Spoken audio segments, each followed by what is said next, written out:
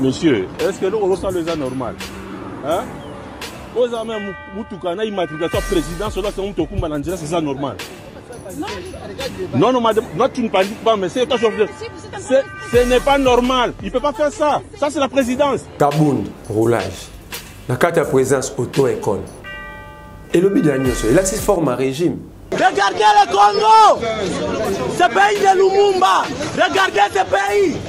Regardez les droits. Regardez ce qu'on fait à ceux qui parlent. Regardez les menottes.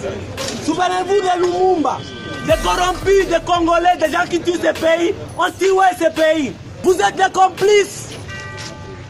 Niveau Temgo va complice. Vous tous avec vos caméras. Vous tuez le peuple congolais. On tue les gens, on tue les enfants dans des écoles. Vous avez l'armée. Tu as des menottes ici pour venir m'arrêter. Va arrêter des gens qui tuent des élèves à Beni. Toi, je te dis, peu importe qui tu es. Aujourd'hui, je suis prêt à mourir à cause de toi parce que tu es corrompu. Tu es corrompu. Tu penses que tu peux arrêter quelqu'un ici qui parle. C'est ici que tu as le pouvoir. Ici, vraiment. Regarde-toi. C'est la honte. Tu es une honte. C'est là où vous amenez ce pays. Des menottes, vous menottez ceux qui parlent. Oh, je suis colonel, je suis truc. Colonel, c'est quoi? Les Belges sont partis. Et aujourd'hui, le peuple va parler et vous allez partir aussi. Les temps, on va vous balayer comme ça. Comme on a balayé les gens en Afrique du Sud. C'est fini.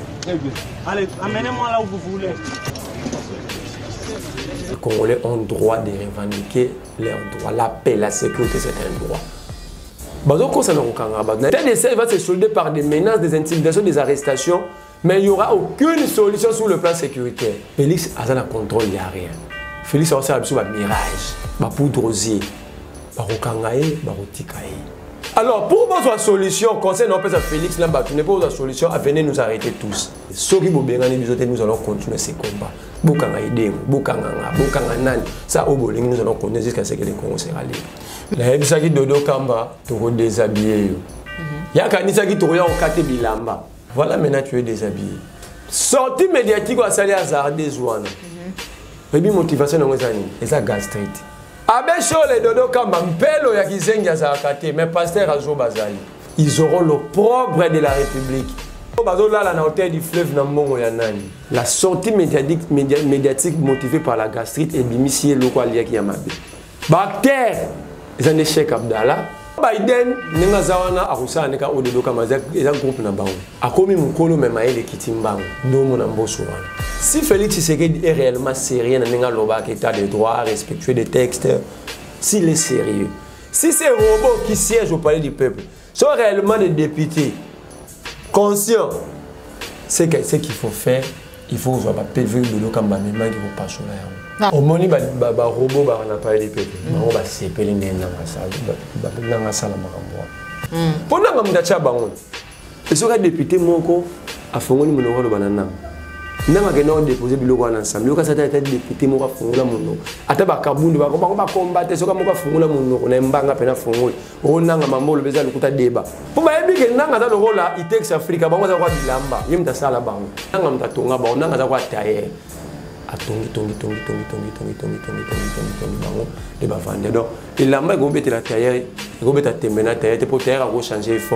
Dans un état sérieux, Nanga a insulté tout un peuple. Il a blagué avec la souveraineté. Parce que les élections, c'est l'exercice de la souveraineté du peuple. Un type comme ça, il y a une fois que c'est la soumission, on a gagné ma racisme.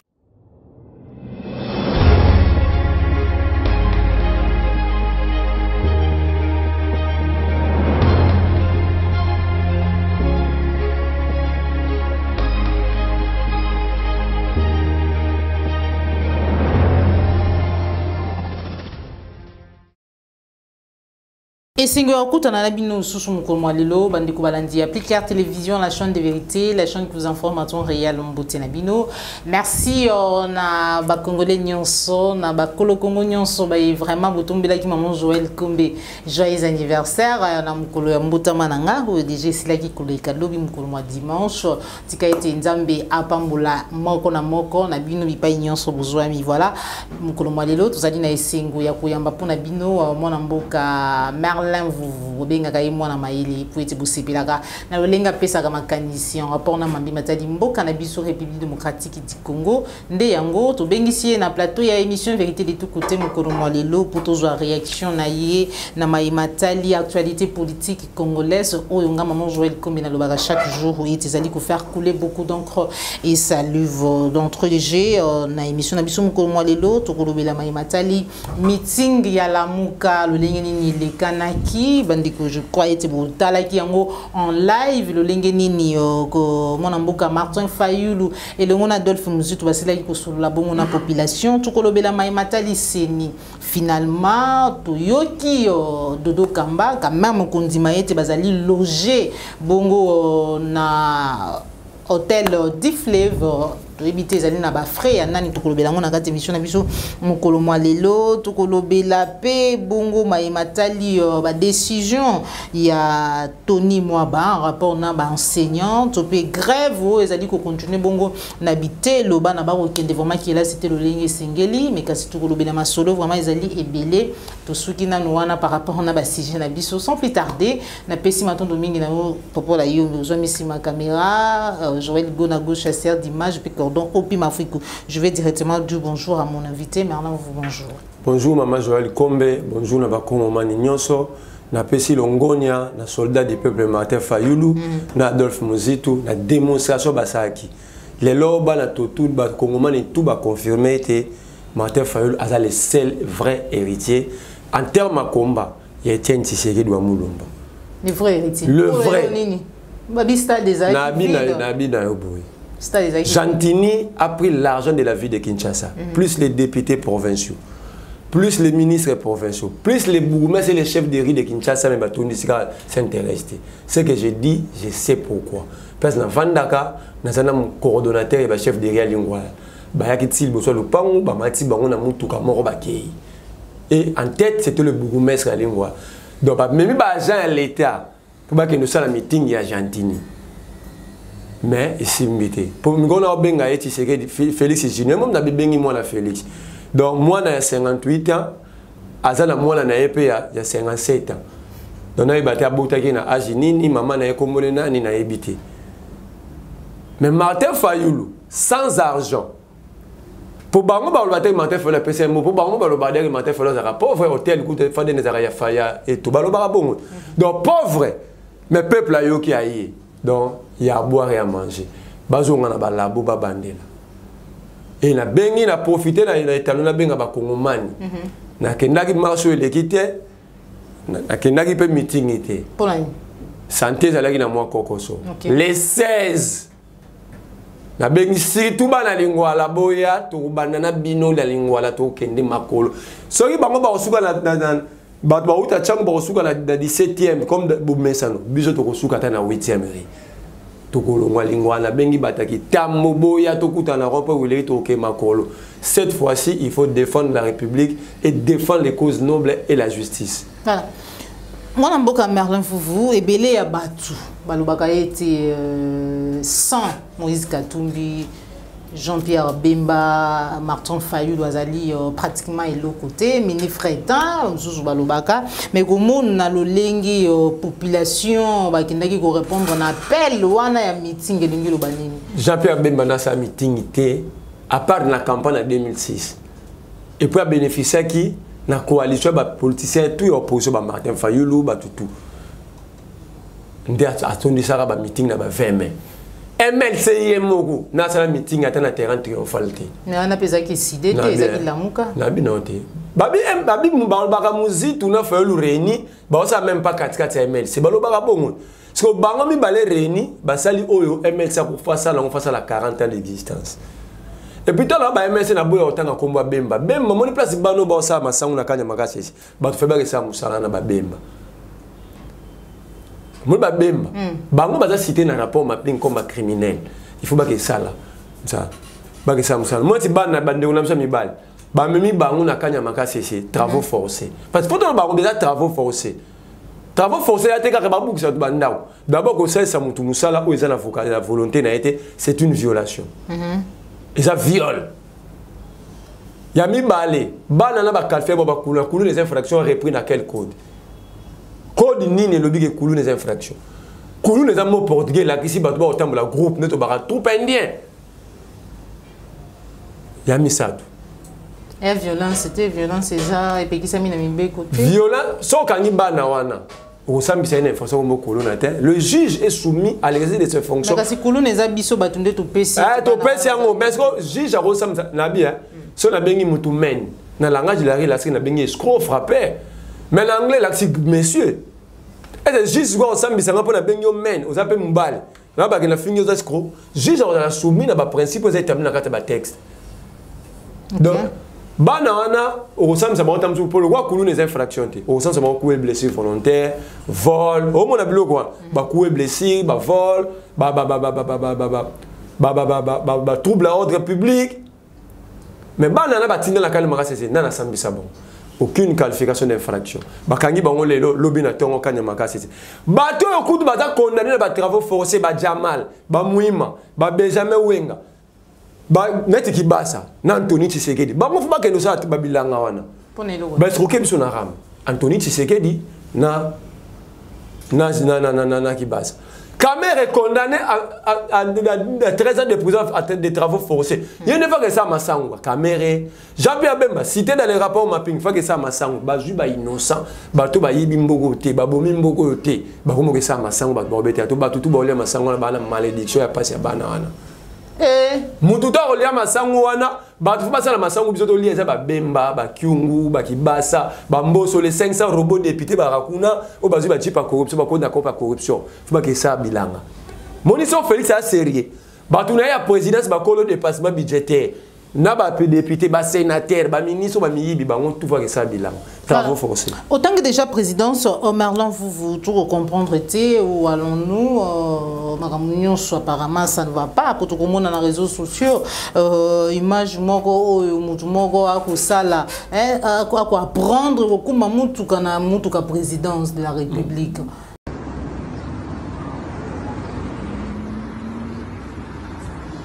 Monsieur, est-ce que nous ressent les gens normal? Hein? Vous avez même Moutoukana, immatriculation président, cela c'est un Tokumba Nandira, c'est ça normal? Non, tu ne paniques pas, mais c'est quand ce n'est pas normal. Il ne peut pas faire ça. Ça, c'est la présidence. Hein? Puis nous avons fini sa pouvoir à Batubondeni. Hein? C'est quoi ça? Qu'est-ce qu'on peut dire? Mais, si nous avons Kabound, roulage, la carte de présence auto-école. Et le but de l'agneau, il a six formes à régime. Il y a eu des Kabouna au moins quand tout la félicitation n'a pas bien première fois dans l'histoire de l'humanité, nous a distingué la graduat, mais dans l'université, pas dans une institut supérieur, dans l'université. Vous êtes dans la classe, na tcheba professeur toi il peine ba iniki na défi. Na troisième graduat dans une université, on dépose les TFC, on les défend pas. Mais c'est une première Kabounda défendu. À défendre. Il a défendu, il était devant le jury. Et puis, il a bien joué avec mention grande distinction dans l'université, la troisième graduat. Merci pour la formule à Sika. Nous avons baby class, nous avons mama. Ce qui peut combat qui était il dépasse un nous connaît au Kosabiso. Fait que attaque Kabila pesa bango ya kopesa boy. Nga mo pesa Kabila merci. Pour 37 ans il dépasse nyoko les biso na mamalo. Pour la Kabiosha. Fait que bazo tout le monde. Kabunda comme roulage. Ba comme défendre la troisième graduat dans l'université. Les instruments, ils ont ISP Institut supérieur. Ils ont défendu dans la graduat. Ils ont ISP Institut supérieur. Et ceux qui ont défendu dans la troisième grade. Ceux qui ont INIKIN. Et ceux qui ont même la IPCA. Pour que IL est privé, IPCP est privé. Et ceux qui ont même dans la faculté catholique, il y a la troisième grade on défend. Faut que tu aies à l'université. Mais le régime n'a pas sous Kabila to finga ba diplôme au matata po na ba obé minako. Mais ba défendre la troisième grade dans l'université. Voilà. Merlin vous président soit nos homona wana. Ba ton ba salika so 52 mois na Congo. Donné bazana même moi na nga l'équipe ba on vivre na Congo. Ba salika 52 mois. Moi na nga za na 64 mois na Congo. Donc ba tout le monde na présence même moi na nga l'équipe ba on expérience au na Congo. Sikoyo ba yo moni ko ba auto école même bilo za na triomphal. Comme ba ko moni nga ba tonga triomphal. Ba déplacer auto école ba na présidence. Ba lembi ko apprendre membre ko diriger et reverser bango tout les sopi ba on ba kino ba lobaka ba comme na auto école. Yo ka siko soni. Yo to moni na nga à la boîte 12h30 mutuka ya présidence et tel si mutu libana nzoto nyoso na kati ngwasu plaque ba soda ba temba okengela o comprend koyango asumeni yo bateke bayeka kolia peut-être rencontre moko wana ya makamutali musala na bina yo Kabila to finga na ndenge to critique na ndenge tout mais il y a des choses où ça malelo.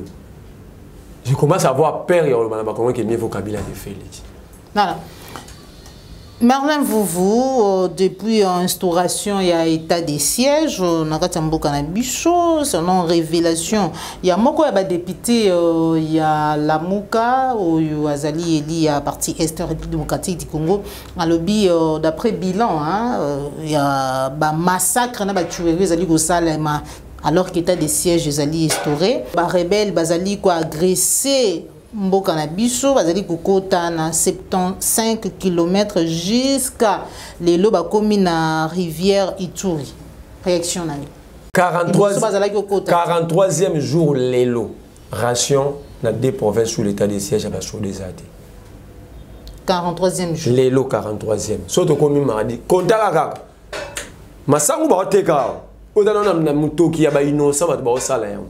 Vous pouvez être un soldat, on a un peu de salon, mais on a travaux foncés. So que na kamba diading. Pour moi, on a été un soldat na biso na kamba diading.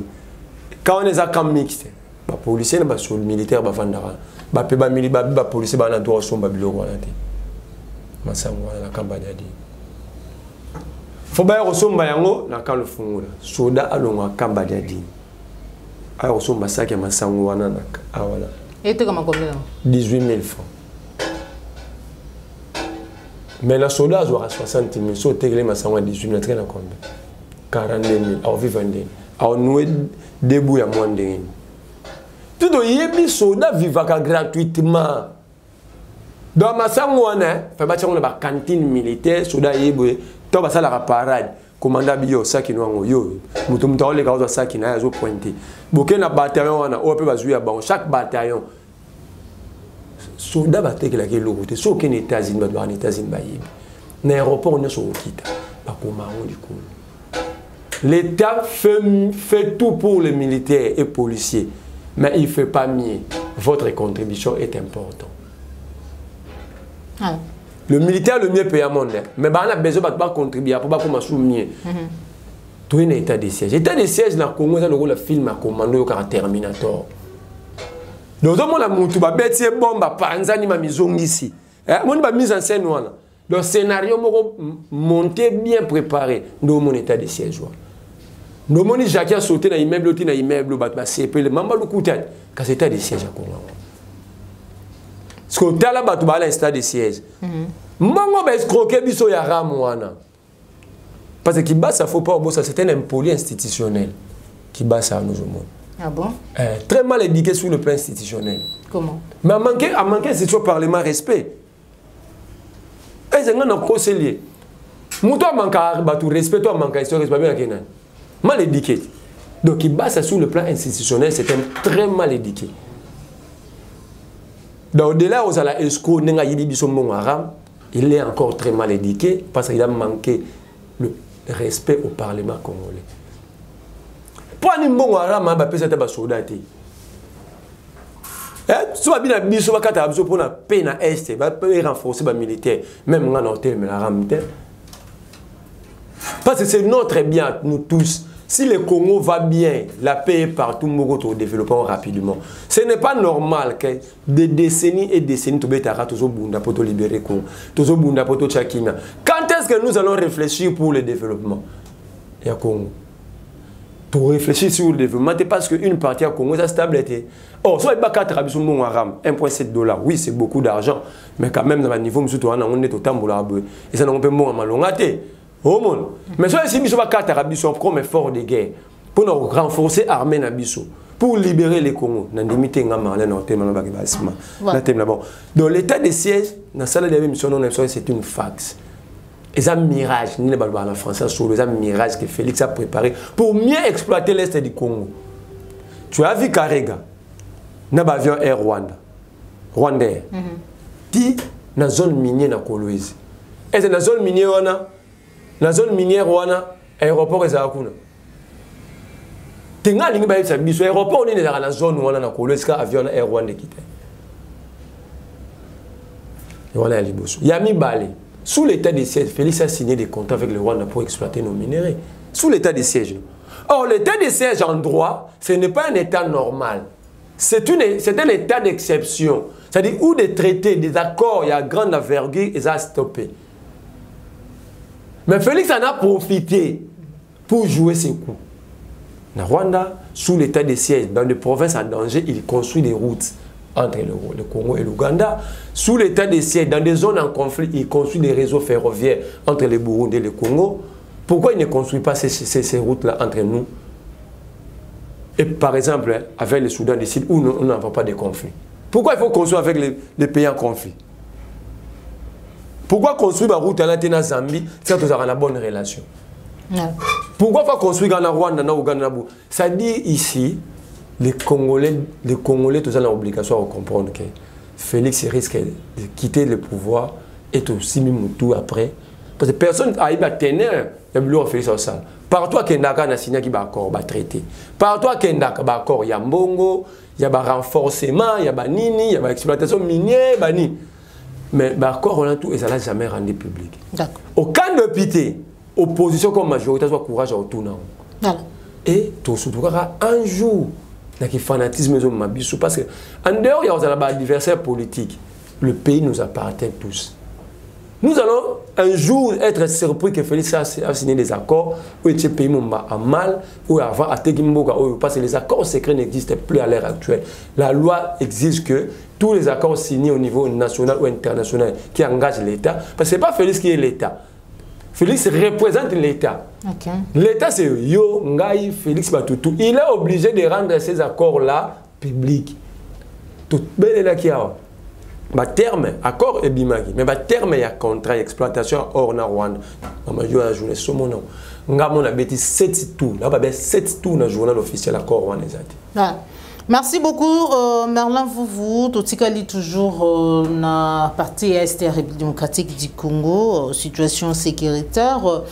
Loko la moko ya baimboka atumbola kamungongo pour nous dénoncer ma union journaliste tuerie massacre complot tout ba génocide ya ba congolais na kombo ya artiste Ibengo vous à la bongo le sous pour une seconde fois devant ba juge en flagrance lundi ou déjà de tout sur la bouée pour avoir diffusé d'après bango un message appelant la population à s'attaquer aux militaires. Parce que Nalanda qui va dire naïe en swahili, azalaki vraiment côté les missa, bango ba benga en révolte mais que conscientiser population. L'autre fois, ba se mobiliser pour na ko ba été ba Monisco, ba Monisco ba kende mais azalaki kaka ba policier na ba militaire wa biso bango nde bakanga bango nde ba beta bango masasi et tout. Asenga ki na population était sengela qui vraiment tout téléma pour être tout s'arrête. Maman Joël, ils a participé maman.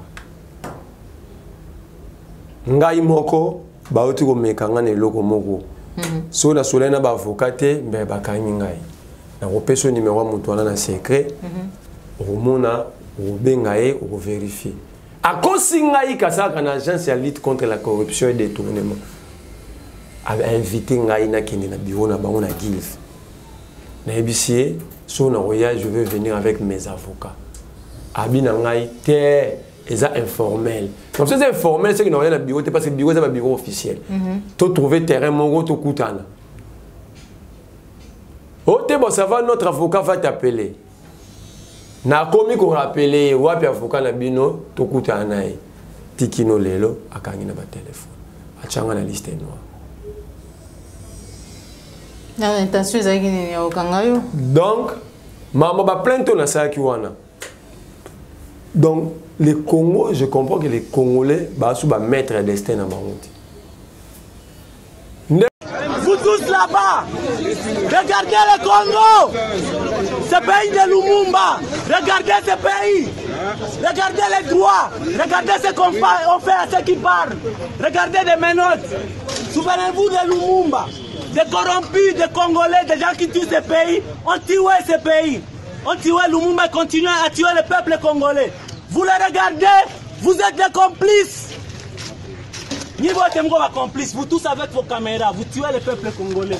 On tue les gens, on tue les enfants dans des écoles. Vous avez l'armée. Tu as des menaces ici pour venir m'arrêter. Va arrêter les gens qui tuent des élèves à Beni. Toi, je te dis, peu importe qui tu es. Aujourd'hui, je suis prêt à mourir à cause de toi parce que tu es corrompu. Tu es corrompu. Tu penses que tu peux arrêter quelqu'un ici qui parle. C'est ici que tu as le pouvoir. Ici, vraiment, regarde-toi. C'est la honte. Tu es une honte. C'est là où vous amenez ce pays. Des menaces, vous menotez ceux qui parlent. Oh, je suis colonel, je suis truc. Colonel, c'est quoi? Les Belges sont partis. Et aujourd'hui, le peuple va parler et vous, vous allez partir aussi. L'État, on va vous balayer comme ça. Comme on a balayé les gens en Afrique du Sud. Parce que vous êtes des crapules. Oh, c'est fini? C'est fini. Très bien. Allez, amenez-moi là où vous voulez. Qu'on a besoin d'idées à lobby qui est Congomani batelem. Et dans la contre-armée, les Congolais ont le droit de revendiquer leurs droits. La paix, la sécurité, c'est un droit. La sécurité, c'est un droit. Tant que tu vas koufa, basi jouana. Tant que tu vas koufa, na koufa te, na mambo ba bomi muninga na bango. Il y a des choses il faut talobi tete moi mo balo talobi mais on a raison. Ce que ba okangi ba tuneni. Est-ce que dans la bigena est ba robo, est-ce que bigena état de siège ou nombre ba mort et l'équipe même temps on va état de siège. Na commanda na Ituri. Place ba militaire ADF ba ofanda, c'est connu na église adventiste. Bazo tchanga na ba réseaux sociaux, bazo loba. Aucun militaire sans être inquiété par qui que ce soit. Ça fait une semaine. Et l'homme n'a pas la commande pour mettre 30 personnes. Mais tu n'as pas de faire. L'hypothèse c'est qu'il y a place pour faire rater. Maintenant tout le monde sait qu'il y a une église telle. Mais qu'est-ce qui manque à l'armée? Pour ça l'offensive l'église voilà. Débat bombarder l'État va payer. L'État va reconstruire l'église pour la communauté voilà. Pour bombarder qu'est-ce qui manque? Ça fait une semaine. C'est-à-dire quoi? L'état de cette ici va se solder par des arrestations et non par une solution sur le plan sécuritaire. Que l'état de cette va se solder par des menaces, des intimidations, des arrestations, mais il n'y aura aucune solution sur le plan sécuritaire. Un, parce que c'est une guerre asymétrique. L'adversaire n'est pas connu. ADF, mais tous les rapports attestent que nous avons plus de 140 groupes armés. Bon, ADF, Kodeko na Ituri Bazalit, Bato Boto la 4 territoires. Donc cela veut dire ici, Félix a un contrôle, il n'y a rien. Félix a aussi un mirage, un poudre rosier, un rokangae, un rotikae.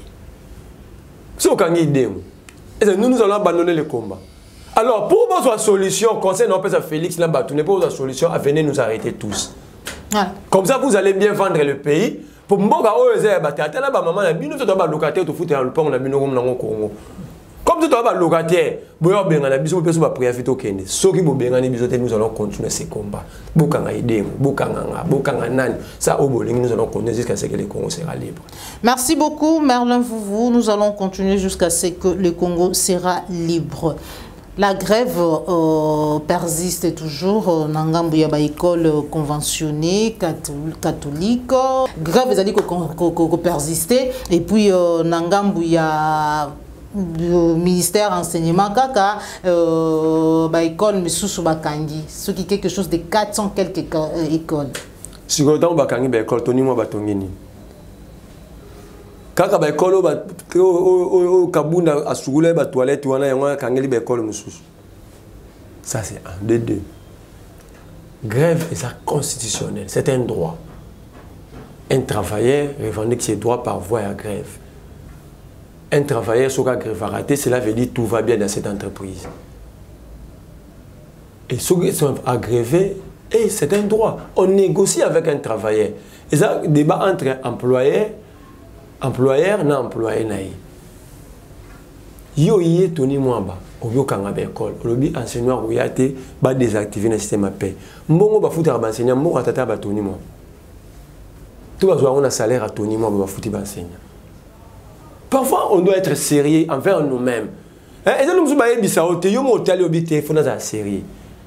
Que tout doit obimisa ba pe ma yo lo baranayo, aux professeur à université, pas ça cours à mon na université. Et lui comment on appelle ça? Cours à sérété. La faculté à droit. Alors le niveau on a roya ratena lo baranayo Tony Mwaba. Parce que ça dia muto iba principe, o iba tenana ba boutissé, il y a fonction publique, il y a gestion, il y a ba mibe quoi l'état. Et c'est Tony Mwaba le droit de désactiver ba enseignant. Ba enseignant on a évité ba enseignant ya yé, tout ba enseignant puis il y a l'état. Bah, enseignant, on a le même titre, l'État, c'est un agent public de l'État. Bah, enseignant, on a agent public à l'État. Attends un code de bonne conduite d'agent public de l'État, l'article 6. Et agent public, tout celui qui est payé par l'État. Lui, Tony Mwaba n'est pas payé par l'État. Maintenant, qui lui donne le droit? Et puis, il y a un fonctionnaire qui a une ordonnance présidentielle. Exemple, on peut c'était par ordonnance présidentielle. Maintenant, Tony Mwaba le fait par quelle voie? Il est professeur, il est avocat. Il est avocat,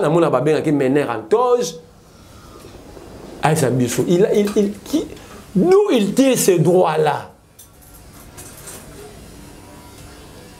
Depuis la gratuité, il y a canard boité. Est-ce que les gens ne peuvent pas craindre pour l'avenir à Ban? Et l'avenir de ces enfants, c'est l'avenir de toute une nation. Ils sont en train de mettre les Congo en danger à travers la formation des enfants. Nous sommes devenus fanatiques jusqu'à tel point que même l'avenir de notre pays, ils ont concerné sous Batouté. Tout le monde est fanatique. Parce que banana dans 20 ans, bon ça va Komba lobby, bon ça va Fayulu à lobby wana, bon ça va Tony Mwaba, bon ça va Félix Tshisekedi. Mais lorsqu'on est en train de bafouer leur formation, de marcher sur leur formation, le Congo va rester avec qui? On va laisser ce pays à qui? Qu'est-ce que nous allons léguer aux générations futures? Donc je conseille à Tony Mwaba, Azala, Azwa pena mutunae avant de s'en aller ma peka ne balobara. Azana la tête sur ses deux épaules, deux pieds sur terre. Allons la décision, parce que décision populiste, ça là on a comme politique. Donc c'est les discours na populiste na politique, on va na yo. Mais là il s'agit de l'avenir de toute une nation. Il s'agit de la vie des enfants congolais. On les dirige parce qu'il y a un peuple. S'il n'y avait pas de Congolais, Tony Mwaba n'allait pas être ministre, Félix ne serait pas président. Ils sont là parce qu'il y a un peuple qui a besoin d'être orienté dans la voie de développement, dans la voie de changement. Donc, bango, orienté, toi, il y a un problème, tu as un changement, bango, quoi, forcer, sous na recul. Donc, ce que nous avons fait, un pas en avant, 2 ou 3 pas en avant, hier, on va faire reculer Bisso à 1000 pas aujourd'hui. Voilà. Enseignants, moi, je les encourage, c'est un droit.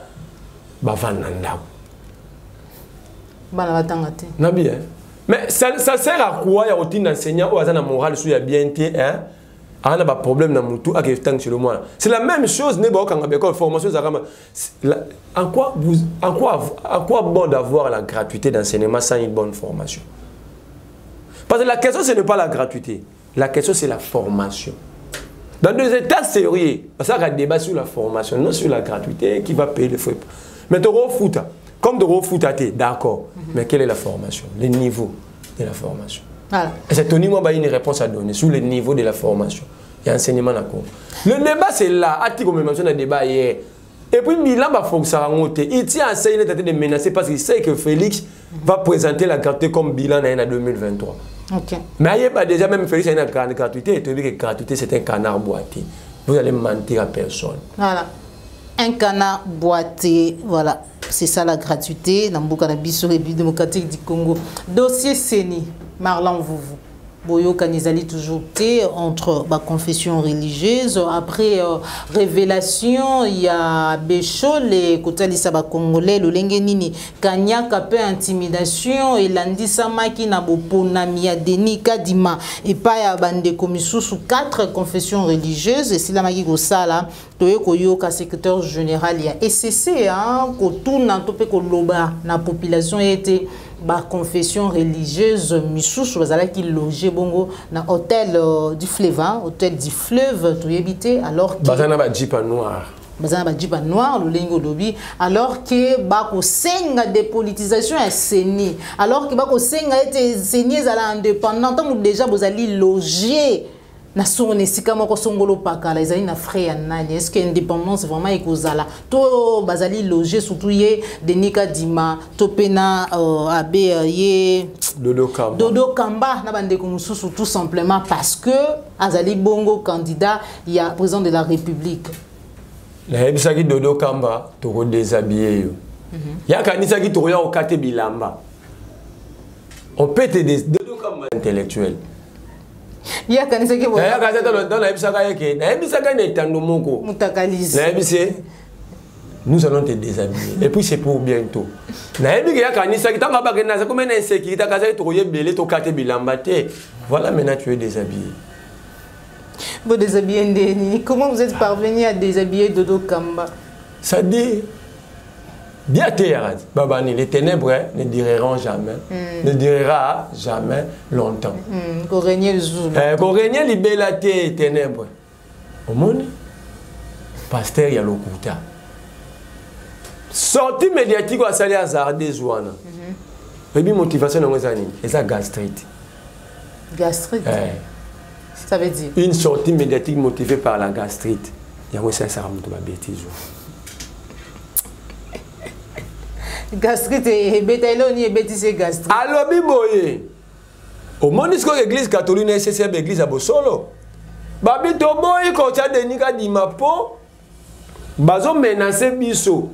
Bazo benga toto $75,000 na ba jeep. 100,000. Bilo mo ndengwana. Toboy. Bato bata IDPS babelela ki na Dodo Kamba. Soki bana ba preuve basa nini babimisa.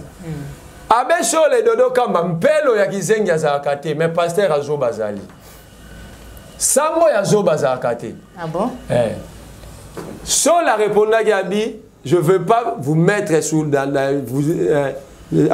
France Abi, je veux pas vous jeter devant la justice populaire, mais la primaire ya biloko ba prévo pour me chef de l'État. Basenga audience officiellement bakutana Félix et c'est Sénat 5 Félix a refusé parce que Félix sait que biloko wana osama yemu to sala on peut pas master na idée. C'est Félix aboyo yamba et c'est Sénat 5 so na conseiller lo ba motivation zagini parce que dans mon na considère yamba na ba fazer mais recevoir l'ECC so ko recevoir utembi na bokondo ba grand monsieur ya bongo ba responsable motivation zagini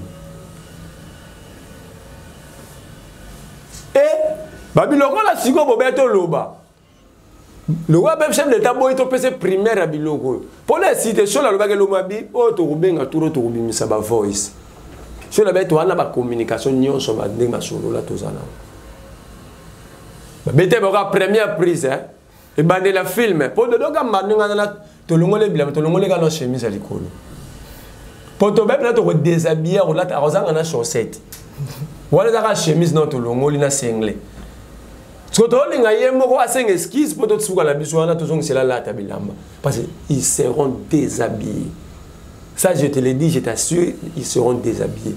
Ils auront le propre de la République. Secrétaire général, c'est ça le but. Bonjour, ça.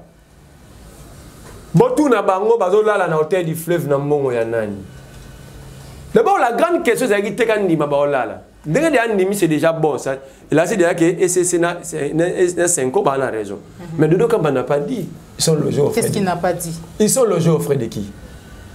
Qui paye les frais? Qui paye l'hôtel? Abimi Touganoa, on a pas payé si bon, on a tamou, on a pas payé si bon. On a frime, c'est la frime. On a yebi, des nègres d'Imaza concessionnaire, t'as été camé tout raté. Félix Tshisekedi a été camé tout raté. Mituka l'État va commander sur le plan budgétaire. Parce qu'il y a beaucoup de brisques qui sont à Djipanoa. C'est pas ça.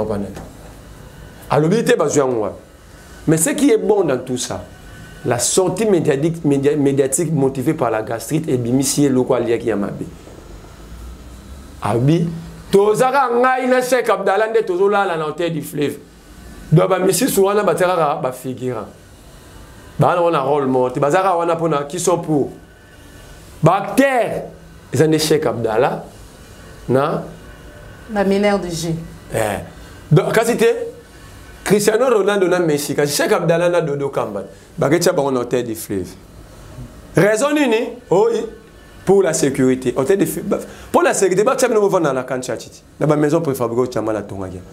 Kula bo za bien muta royati. Ba tcham no vendre dans la maison préfabriquée na kanchati. Pour l'hôtel du fleuve ngapé na roya na omona.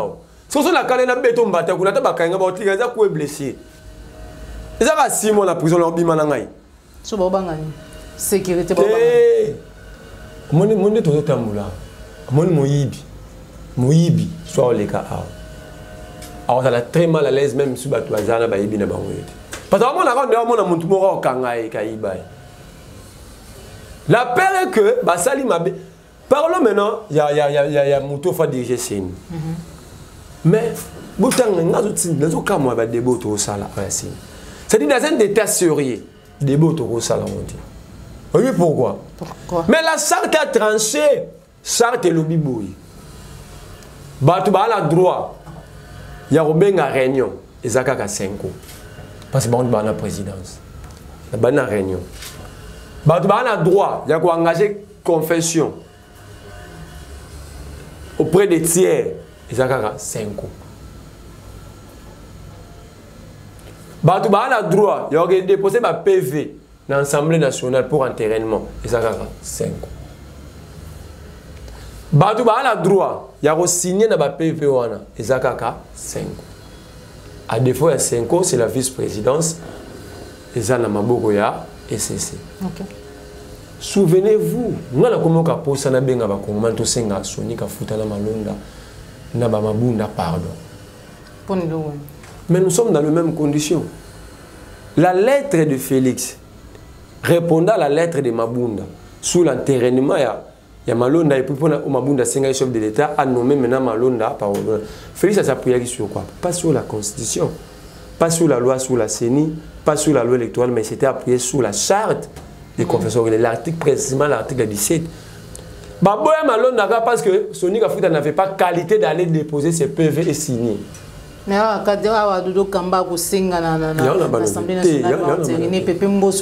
Joe Biden n'engazawana arusa neka ododo kamaza eza groupe na bango.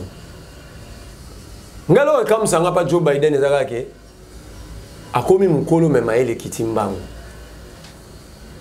Parce que ba epese sous pouvoir na soir ya vie na. Quand vraiment il commence à faire soir noir dans sa vie, ba pese pouvoir. Et maintenant, il est dans la folie, à récupérer à sa puberté dans Kimukolo.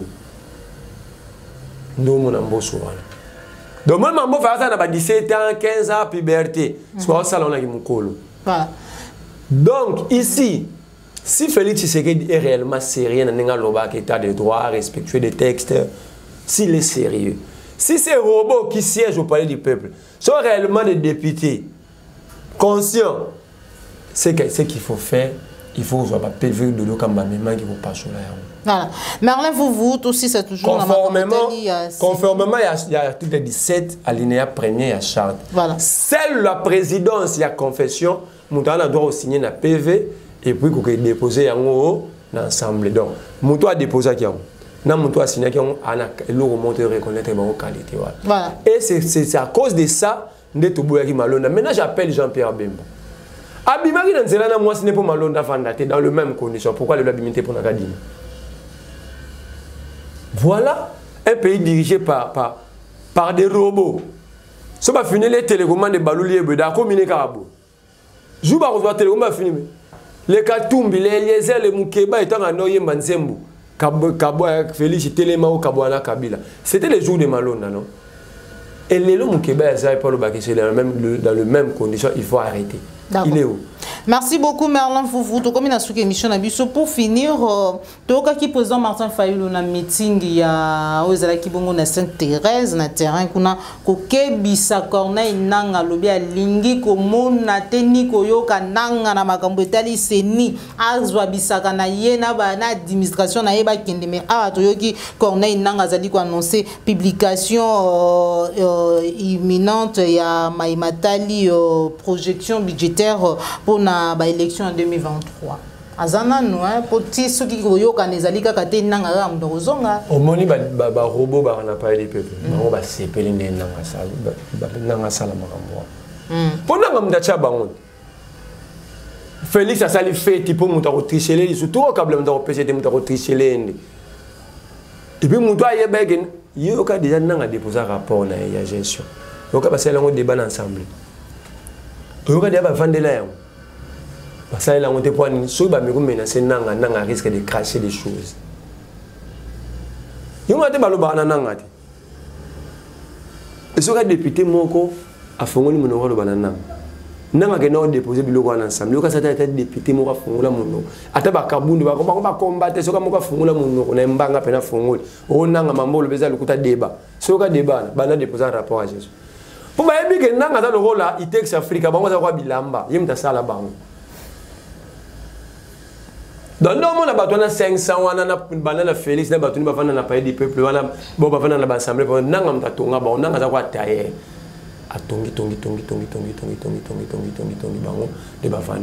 Il a mis la taille, il a pour terre à changer forme. Donc, Martin Fallou a raison. Parce que ce que nous vivons aujourd'hui dans un état sérieux, mais justement, dans un état sérieux, Nanga a insulté tout un peuple. Il a blagué avec la souveraineté. Parce que les élections, c'est l'exercice de la souveraineté du peuple. C'est là que le peuple exprime sa volonté, sa souveraineté. Mais Nanga a blagué avec cette souveraineté. Il a insulté, il a eu le courage, les kilos, de gifler tout un peuple. Et un type comme ça, il y a une fois que c'est la soumission, on a gagné ma racisme. Voilà. Mais on a ça. Là où maintenant je suis d'accord avec l'église catholique, les CCC quoi.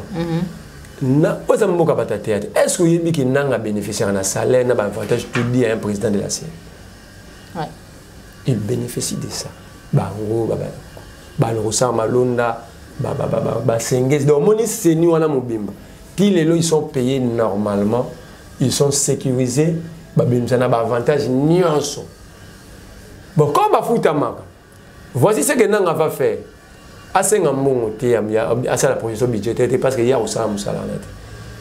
À quoi recruter les bisos bateau, hein, étape préélectorale, former des portes à la rapide, va nous former bateau. Maintenant, comme un bloc c'est réellement électoral, n'est enrôlement pas nanga, enrôlement nangate, élection nangate, mais l'étape assez ouana, recrutement, préparation, déplacement matériel dans l'intérieur, il peut le faire. D'accord. Mais Moussoussou. Chuté, merde, Moussoussou, Nanga,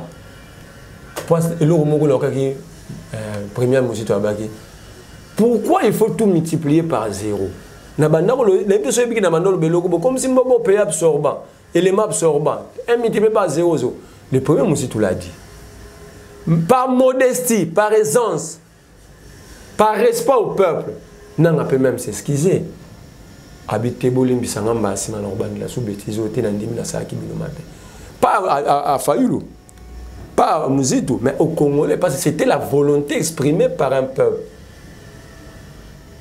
Donc, moi je trouve rien de mal, si on a une étape amitié. Mais l'étape amitié, c'est un enrôlement, place à recours, c'est fictif, ou à l'état bouillia simbate. D'accord. Merci beaucoup, Marlon Vouvou. Tout comme une émission à Bichot, pour finir. Ndeko na biso ba Émirats bazali ba offrir na mboka na biso 30 véhicules militaires blindés tactiques pour être basala quand même musala malamu ba annoncer pe dessous kopesa biso enveloppe il y a $1 milliard comme investissement ba américain mo ba yaki autour ba Émirats. Il faut pression Félix à rendre accord au tout public. Donc, si vous avez comme maman, comme moni bandalung, vous avez dit comment il y a Qatar. Vous avez dit que vous avez dit président la bilan la na Turquie lingole comment il y a Turquie. Non, non, mon président a été biki karabou na avion. Donc, il y a de la monnaie à Tazoli à Simba biki karabou. Côté toi Kenda, wapi balma ba no sera 50 milliards. Oh, 1 milliard, bah, Émirats, non, 30 véhicules militaires. La France avait accepté, dernier voyage à France, la France avait accepté de renforcer l'armée congolaise. L'Égypte, les hélicoptères de guerre. 50 milliards, il y a Ilman.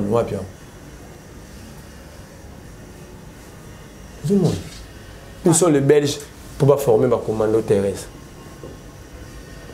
Donc nous sommes en face d'un président qui apprend au plus haut niveau, plus haut sommet du monde. Il apprend à comprendre le monde et malheureusement à cet âge-là, il faut apprendre comment compliquer au monde va bavir et rebelle. Voilà. Merci beaucoup pour apprendre comment c'est difficile. Il y a un comment on a dérapage, va bavir rebelle, maloba marlan vous. To comme une suite émission na biso, numéro ya téléphone pe message na ba nyonso bazwi libako ya Rolanda. Na tondi boton na bakongo mani nyonso o balandi ngai na pesi bango courage ngana lobaka chaque fois ndenge bande na so diaspora balobaka on peut pas attendre des élections dans un pays occupé mais les occupants bana ba paravant na bon ba paravant na ba dirigeant na biso il faut tout ça beto luka ba élection ya solo to banda ko visilana na bato baza ba paravant ya ba occupant poto zwa pour makasi ko benga na ba occupant OK soki bande ko na so ba bomba ba occupant wana bazakaka to tire la jamais ko benga na ba occupant po à chaque fois to bima to benga na bango to nous habiter po bande ko na biso to ko s'entretuer entre biso. Alors les élections c'est la seule voie actuellement en main. Il y a plusieurs options pour trouver des solutions, mais la solution actuelle que nous avons en main, et ça, élection, c'est pourquoi nous nous battons pour qu'il y ait de meilleures élections. Tout le monde là-bas, médiocre, union, so, bakend. Tout à l'heure, tout ça, Congomani, ou la volonté, et au bon Samboka, après tout à l'heure, occupant. D'accord. Donc, Congomani, nous sommes dans la diaspora, na Kinshasa, date zaka kamoko. Bata poto bobinga bandeko nyonso a na Kinshasa. Les 16, tout le monde. Bino boloba ke soto bimito zongate. Bobenga, bo motiver bandeko na bino, ba camarade. Bobenga na ba chombo yebisa ndeko na okende na tinda kambongo. Ngape ana souffraka, bo libérer mboka wana, ba bima to tonda auto na o s'intéresse à za mukie. Ba mona pena fois 10 fois 20 à Sainte-Thérèse et le peuple va finir par gagner comme a dit aussi Mukende, le peuple gagne toujours. Merci beaucoup. Na ba loko mo ya suka. Oui, mais pour la comprendre que mon colo meeting il y a Sainte-Thérèse. La comprendre pour ni balinga te falloir ça la marche. Comment ni bato na nyonso. Ba bimaki na nzela même bokezo armée américaine et ko maîtriser. Et Félix sait que nombre à la monnaie na Sainte-Thérèse. Ce qui bimi na babala, il peut fouiller. Voilà. Merci beaucoup, Marlon. Vos numéros de téléphone au PC. Numéro de téléphone, on a plus 243 89 39 31 940. Maton Domingue Mona Maël Marlon, vous pour répondre à l'invitation à Bisso. Maton on a réunion sur besoin qui bakou ya kolanda Bisso mon kolo moalelo. De to kutani bongo balasi masuki nkolo abateli Bisso. Soko sepe la kine émission au liker, pe partager. Soko zali mbala liboso landa appliquer télévision. Top émission vérité de tous côtés. Kobo sanate. Ko s'abonner na kati à la chaîne de vérité, la chaîne qui vous informe à temps réel. Merci na Joël Gona gauche chasseur d'image, aujourd'hui qui sima il y a caméra puis na Popol Ayou depuis ce que boss. Sans oublier Cordon puis Mafrikou, Jacques Makabou, mais lobby l'anniversaire Joël Gona a d'autres arabe la caméra mais lobby mon baba la caméra. Merci beaucoup. Nous avons tous bongo mbala sima soki nkolo aba télévision matondo na bino nyonso ba yebo tombela ki maman Joël Kombe joyeux anniversaire matondo mingi ba cadeau na bino ba vidéo na bino ba appel na bino donc to ba souhait na bino en général et sunga kinga vraiment makasi pepe sa kinga makasi pour tena continuer vraiment kokoba na etumba ya kopesa bino ba sangwa à temps réel mais surtout ba sangwa ya solo parce que awa to bagayete tuzali awa na kati ya la chaîne des vérités awa des vérités. Tout au coup, au revoir.